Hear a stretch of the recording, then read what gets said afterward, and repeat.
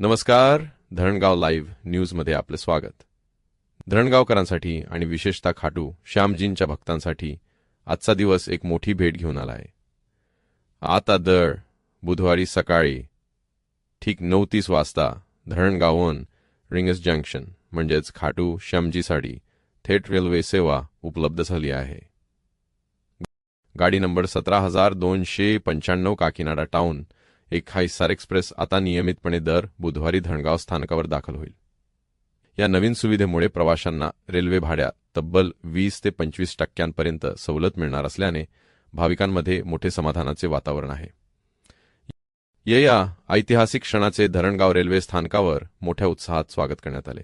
या गाडीला ज्येष्ठ पत्रकार भगीरथ माळी आणि डॉक्टर पंकज अमृतकर यांच्या हस्ते हिरवा झेंडा दाखवून मार्गस्थ करण्यात आले.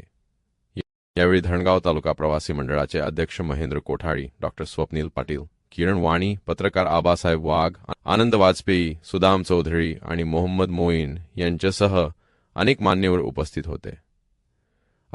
उद्घाटनाचा कार्यक्रम सुरू असतानाच माणुसकीचे दर्शन घडवणारी एक महत्त्वाची घटना घडली. ट्रेनमधील एका प्रवाशाच्या छातीत अचानक दुखू लागल्याने मोठी खळबळ उडाली होती.